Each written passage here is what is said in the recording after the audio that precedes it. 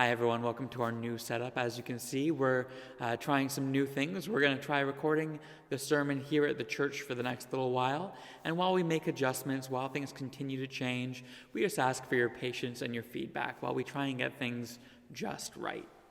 And this morning, we're going to be continuing with our series called As Family We Grow.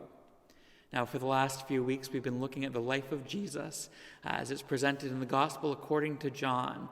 And we've seen some things, such as how growth is necessary.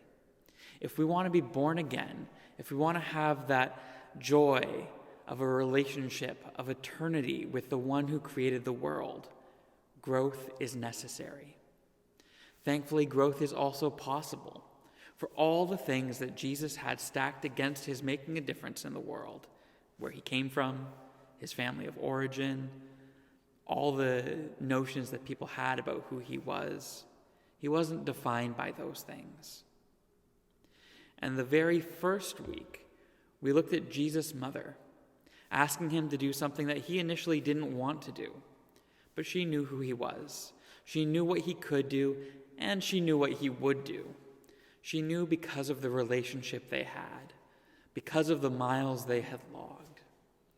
So as we look at how growth is necessary, growth is possible, and how those of us who have logged the miles with each other are in a position to encourage each other to step outside of our comfort zones, we come back to that phrase, as family we grow. And this week we're going to look at another practical way that we can support people in their growth. It's an example that we see in Jesus' life that actually connects really powerfully with the history of the Salvation Army. William and Catherine Booth are talked about today as the founders.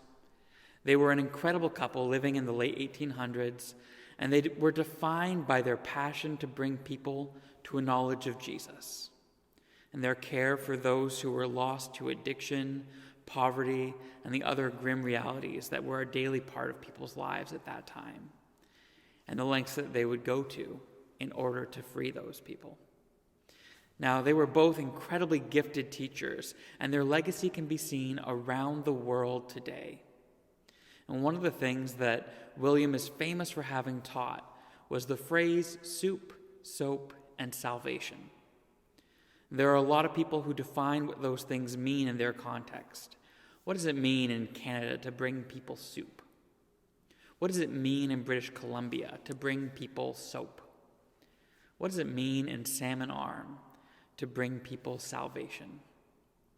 And no matter where it's being used, it consistently appears in that order and is executed in that way as well. Soup, soap, salvation. And if you studied William Booth's early life, you would see that he was almost single-minded in his passion to see people enter into a relationship with Jesus. However, when he began to preach to the poor in the East End of London, during a time of tremendous social upheaval, best known for the infamous Jack the Ripper, you see him expand his understanding of what people need. His theology doesn't change, and what he believes people truly need stays the same: salvation. He also is remembered as saying, "Go for souls." But what he begins to notice are the obstacles. How can people hear the gospel? How can people accept the message of the saving work of Jesus Christ if the loudest message in their mind is, "I'm hungry," or "I'm worthless"? In order to preach the gospel, Booth reasoned, he needed to meet people's needs. He needed to clear out the noise coming from people's lives so that they could hear clearly the message that could lead to the growth that would save them. Now, I've presented this history as though this was a truth that William, Catherine, and those that served with them in what would come to be known as the Salvation Army stumbled upon. I've heard the story that way before, but we also know how much the Booths loved Scripture. And reading some of the work they produced, the depth of their understanding leads me to believe that the passage we're going to be looking at this morning was foundational in their approach. And this morning, we're looking at one of Jesus' most famous miracles. Now, that list usually includes when he turned water into wine, when he rose from the dead, and the passage that we're looking at this morning, where he fed 5,000. And today we're going to be reading from John chapter 6, starting in verse 1. But for context, we'll also be looking at the other Gospels a little bit. I mentioned just a moment ago that this is one of Jesus' most famous miracles. It's also the only one that appears in all 4 Gospels. But first we start with the book of John, chapter 6, beginning in verse 1. Once this had transpired, Jesus made his way to the other side of the Sea of Galilee, which some these days call the Sea of Tiberias. And as Jesus walked, a large crowd pursued him, hoping to see new signs and miracles. His healings of the sick and lame were garnering great attention, and Jesus went up a mountain and found a place to sit down and teach. His disciples gathered around, and the celebration of the Passover, one of the principal Jewish feasts, would take place soon. But when Jesus looked up, he could see an immense crowd coming toward him, and Jesus approached Philip. "Where is a place to buy bread so these people may eat?" And Jesus knew what he was planning to do, but he asked Philip nonetheless. He had something to teach, and it started with a test. And Philip replied, saying, "I could work for more than half of a year and still not have the money to buy enough bread to give each person a very small piece."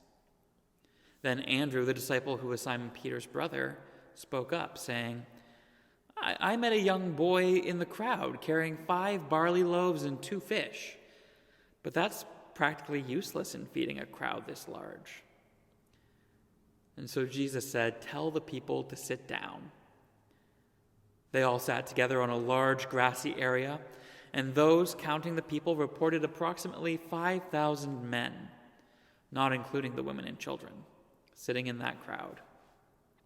And Jesus picked up the bread, gave thanks to God, and passed it to everyone.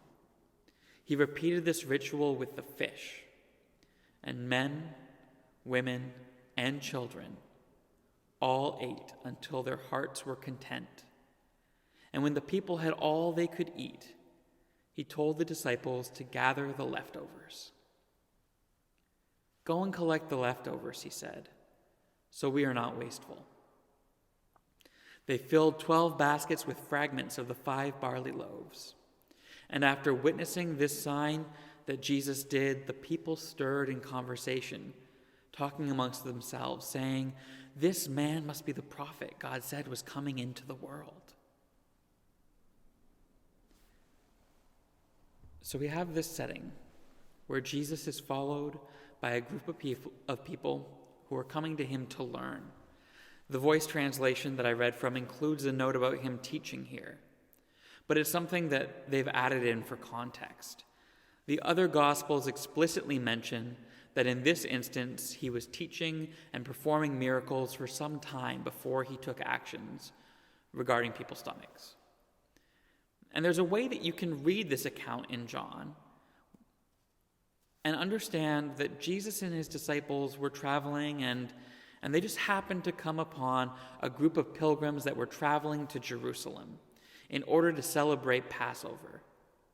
And so they fed them.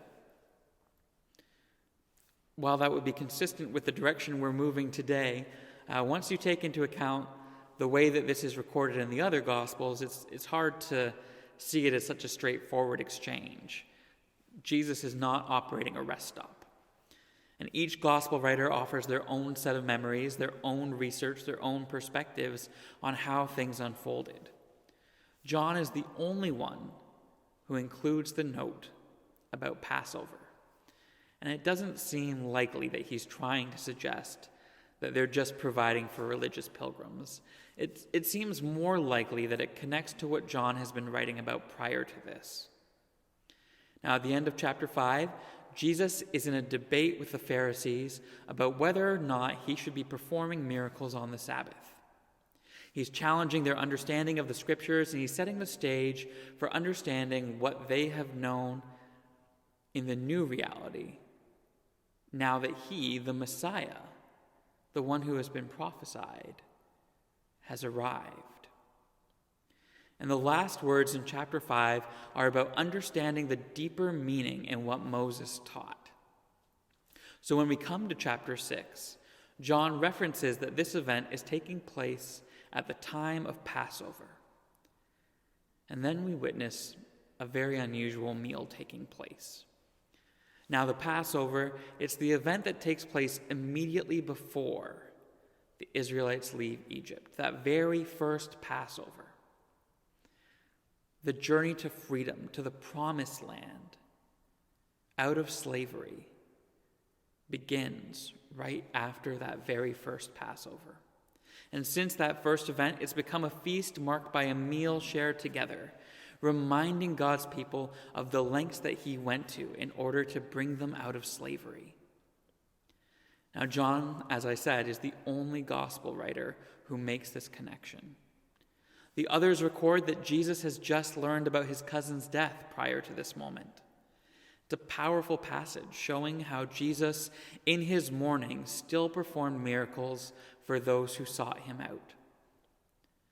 John is telling the same story, but what he wants us to know is not the way that Jesus is there for the people, even in his own grief, but how God will go to great lengths to set his people free. And he leaves out this detail that the other gospel writers recorded because it would distract from the truth about Jesus that he wants us to understand. And it's interesting to see that in the way that John writes this, because he's doing a very similar thing to what Jesus is doing here. There are things that can get in the way of our understanding, and clearing them out of the way can set the stage for our growth. In this account, we read about how the people are gathered. They aren't inside the borders of any town. There's nowhere that they can buy food, and it's on people's minds. Their hunger. Or at least Jesus is aware that it could be. Jesus sees a need, but it's not necessarily in line with what he's there to do. He's the Messiah.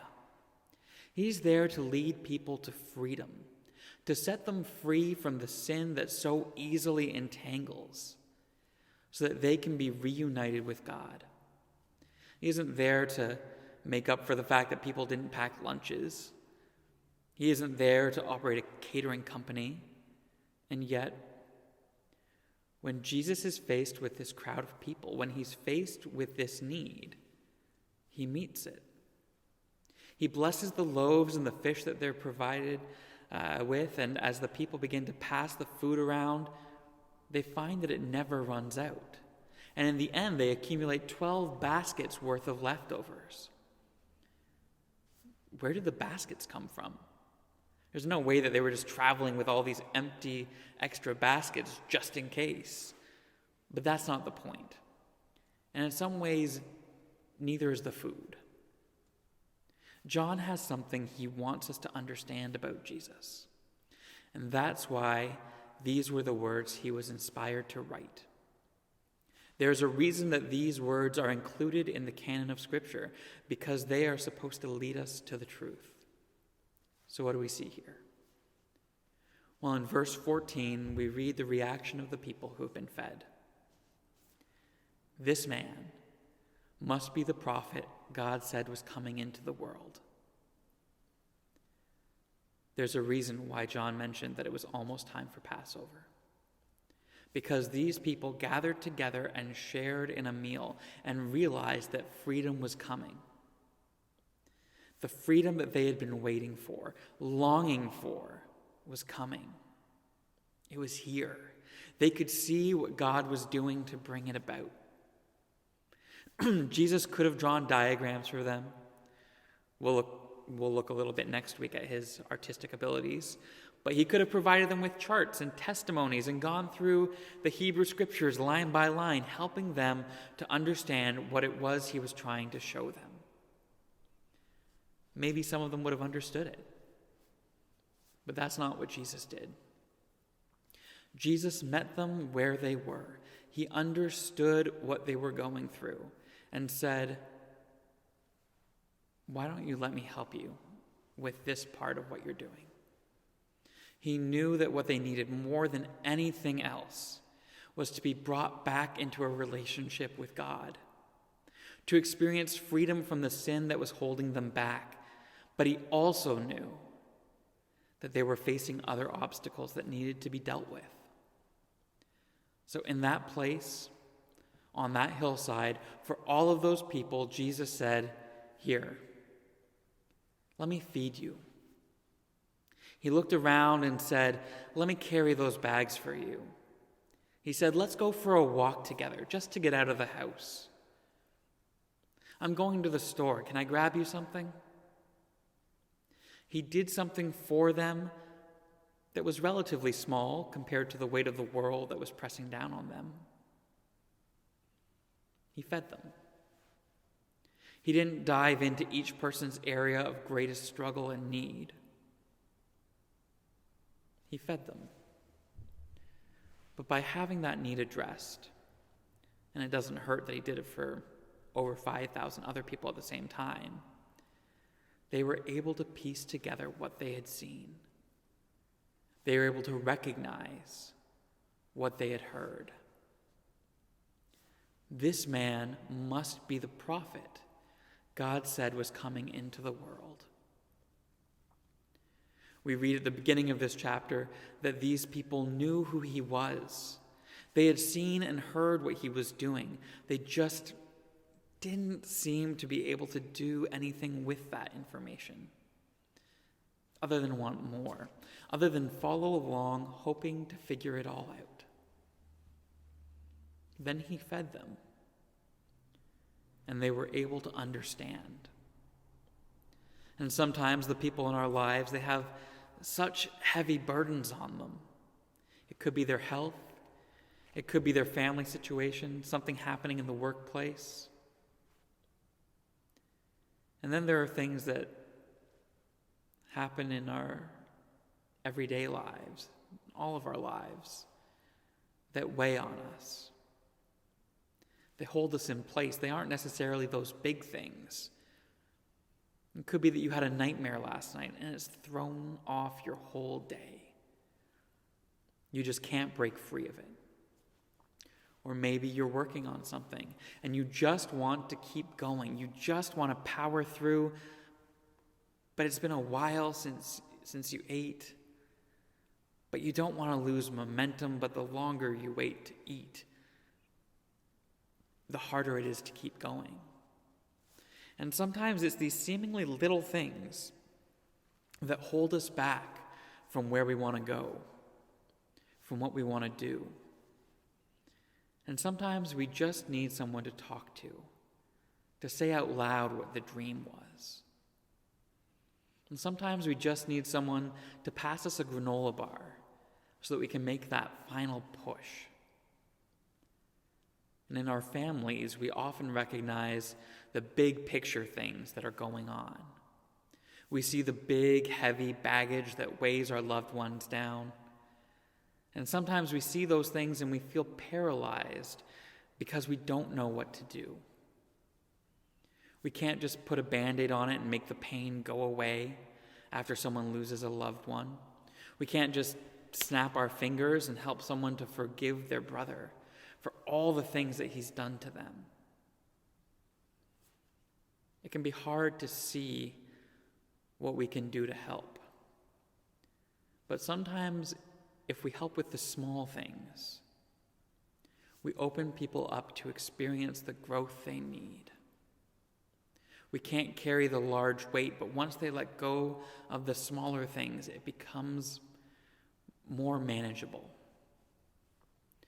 Once they feel that weight lifted, maybe they realize that growth is possible, and that heavy weight isn't something they need to carry on their own. Maybe they realize that it's something that God can help with. And maybe once their stomach is full, they can realize that the feeling that's been inside of them, that nagging suspicion, that familiar sensation that they just can't quite put their finger on, is the knowledge that they are loved by God and he wants to set them free from whatever is holding them back. Growth is hard, but it's necessary and it's possible. It can be hard to know sometimes how we can help each other, how to encourage that growth. But sometimes just helping to carry the load, helping with the smaller things, clears the way for people to encounter God and experience the growth that only He can bring.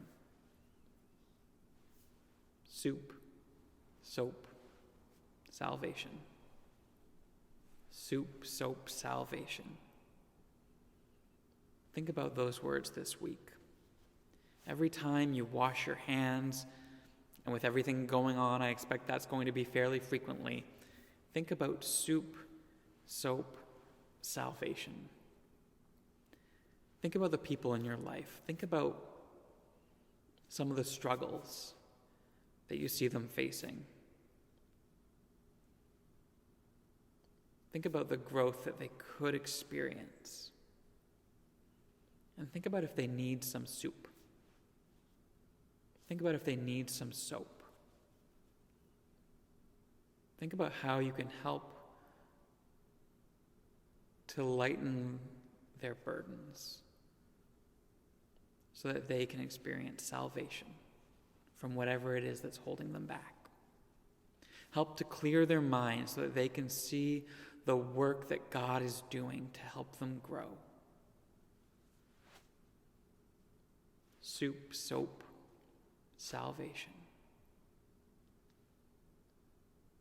Growth is hard, and sometimes it can be hard to know how we can grow together as a family. But one of the places we can start is in the little things to help ease the burden, to clear the way so that real growth can happen. Let's sing together now.